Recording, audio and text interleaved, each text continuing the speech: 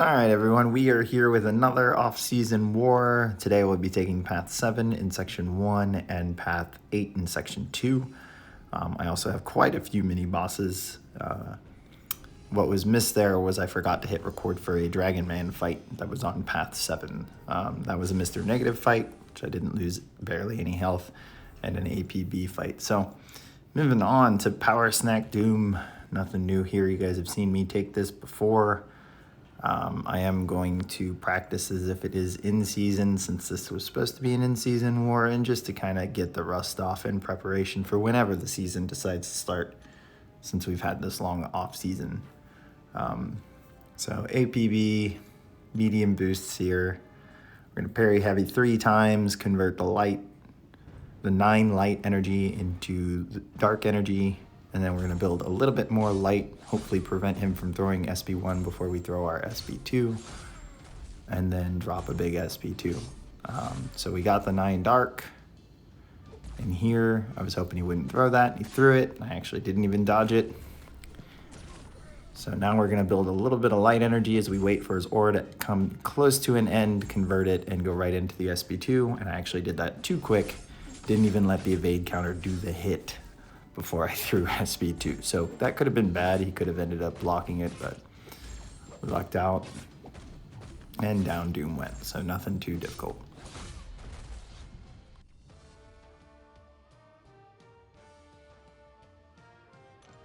All right, and because I have Apocalypse and there could be some Archangel bans, decided to go ahead and try this Fury with Apocalypse. I'm not going to be max boosted here. You see I have very light boosts, but I am going to go ahead and throw on some mutant boosts just so that we can get the SB2s rolling as close together as we can. Game plan here, parry while it is fake Nick and do medium light and the combo. Rinse and repeat to SB2. And then what I probably should have done to clean up my game plan was, instead of alternate a heavy with the parry stun, wait until I throw SB2 to start throwing heavy into the rotation, so that heavy attack refreshes the concussion and degen buff or debuff that are here now after this SB2. When he gets the bar of power, I want to turtle so that I can bait out a heavy, and you're gonna see there are a couple quick heavies where I'm expecting him to actually just hit into my block and he throws a heavy. There's a unfortunate SB1, no big deal. Tactical charges are low enough. Here he's below a bar of power, so I was dashing out. And you can see here, I'm trying really hard to push him to SB2. Not technically intentionally, but it's just the side effect of not letting him throw SB1. So, but it is power focus 1, so it's really hard to get him there. And this actually felt like a real attempt. Obviously in season, since this is a mini boss, I would have probably max boosted for this fight. Not probably, definitely. There is a heavy I was not prepared for. And this fight would have been over a lot faster, and we would have gotten more back on every SB2 hit. Since we have 4 prowess from the cable synergy.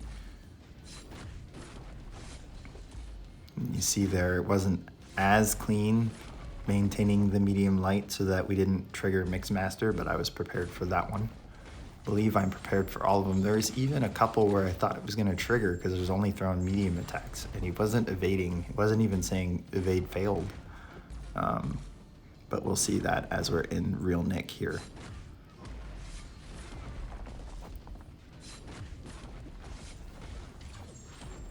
So we're getting close to the last 30%.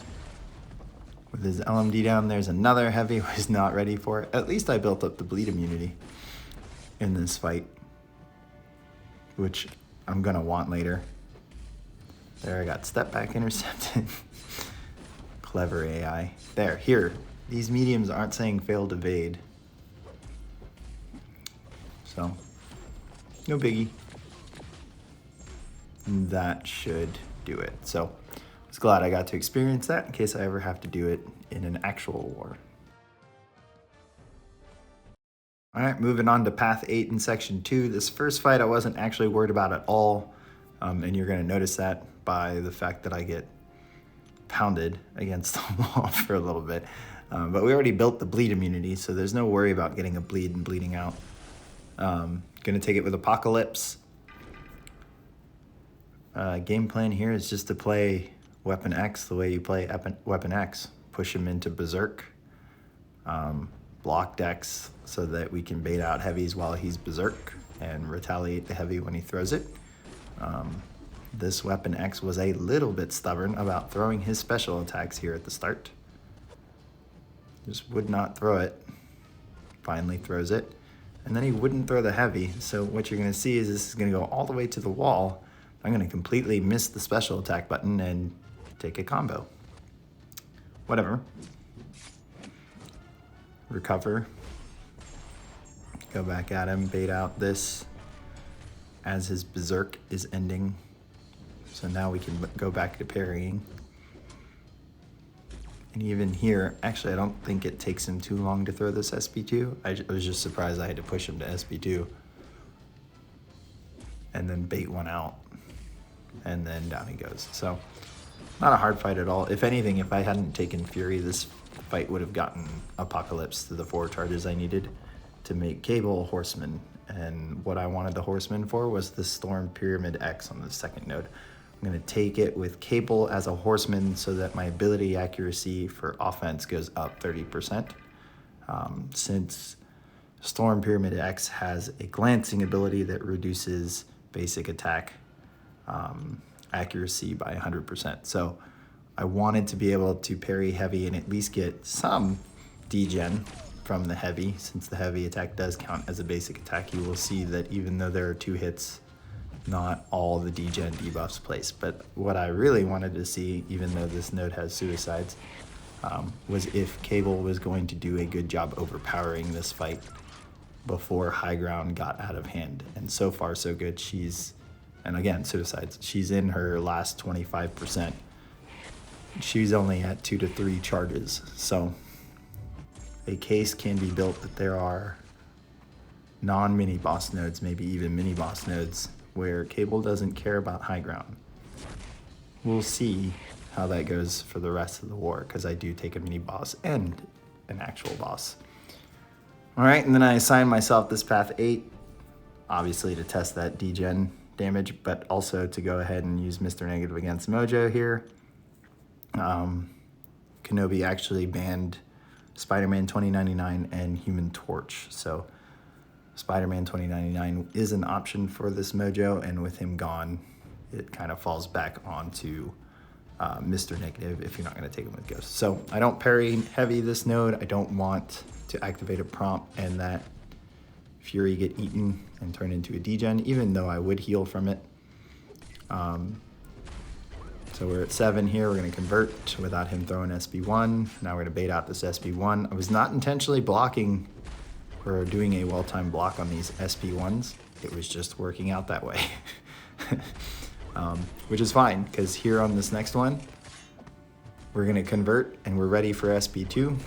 And this time the evade counter hit before I threw SB2, and he's just going to melt. Now I don't care about power gain. We're going to block all we want. It's actually going to cause him to lose power, and down he goes. So nothing new, just a little Mr. Negative gameplay from what you've seen in the past.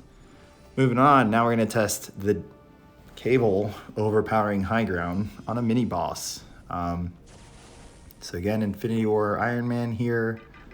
It's not like the Storm Pyramid X. I'm not worried about not landing all the degen debuffs that I can.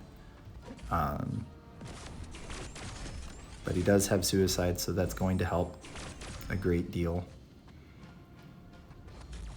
But he's almost at 2 charges, and we've gotten 1/4 of his health down. And that was the first time he threw a special attack. So the poison debuff is really the thing that's helping drive this a little bit faster, but I'm also not max boosted, which I normally would be for a boss island fight. So I wanted to throw SB2 here, then I realized it was getting too close to him auto blocking it, so I didn't bother with it. Didn't want to get him rolling in armor ups, and then heavy here ends it. So again, a case can be made of Cable overpowering high ground. Okay, so since rolling Apocalypse as a 6-star and rank 3ing him and Cable, I have not taken a Terrax with Cable, which we have used for Protect Cable, or not Cable, Terrax in the past. So I wanted to experience it, which means I wanted to practice retaliating his heavy. Now I knew in my mind that if he threw these heavies at the beginning that I was not going to retaliate those, they come too quick.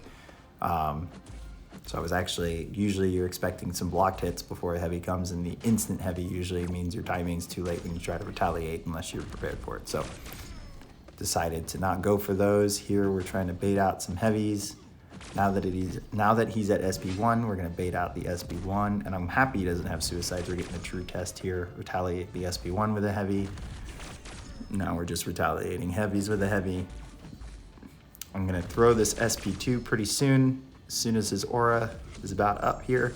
And this Incinerate's gonna let me stun, so now we're gonna parry heavy. And that's gonna up our degen damage even more, and I think we get 2 heavies. Yep, and then now it's back to block baiting a heavy. Get this SP1 out. Retaliate it. The range on this heavy is just so nice. And down Terrax goes, so very easy fight for Cable. All right, so the cherry on top of testing Cable overpowering high ground is him taking this Maw. Obviously, I just told you a second ago that S99 and Human Torch are out. They were banned. So some options, Tigra, Professor X. There's probably a couple other. It's just really getting that heavy timing down when retaliating his Maw's heavy or his SP1.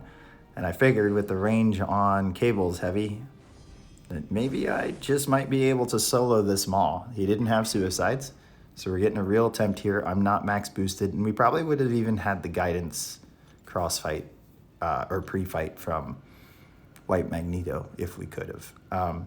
But I figured my thinking here, and I go in cold. I haven't practiced retaliating Maw's heavy with Cable's heavy, so I'm out of range there, and that made me think, well, let's not do that. Let's just try and push him to SP1s. I figured with it being a Mystic without suicides, he was going to have max MD, and it was going to be really easy to just get him to throw constant SP1s and never take any blocked hits. So you see me here throwing my own SP1, and that's to kind of try and force him into his SP1 with power. And ideally, that's what I thought would work, is to constantly get Maw throwing SP1s, retaliate it with my heavy, and just hope that I can do all that without ever taking a blocked hit. And then doing that there, punishing him against the wall. And Cable's heavy hit, reach, and everything, it's kind of like a protection. Like, I'm not worried about the heavy missing and then getting retaliated. He's either going to get hit or I'm going to have time to recover, especially against Maw. So going well so far, 50% health, but he is at 5 high ground charges. The degen is just, and there's an example of I felt protected. We're doing a good job retaliating his SP1s, at least hitting him once or twice. I can tell, and you could tell replaying this video, that he didn't have max MD, which would have helped. It would have pushed Maw to SP1 a lot quicker between SP1s, which means we would have stayed right here in this perfect spot right against the wall. And these last few blocked hits, I was trying to dex out, so I take unnecessary blocked hits trying to bait this SP1 out, but this last heavy will do it. So cherry on top of Cable ignoring high ground. You can call what this war video was. So I hope you guys enjoyed it. Go ahead and hit subscribe, and I will catch you guys at the next one.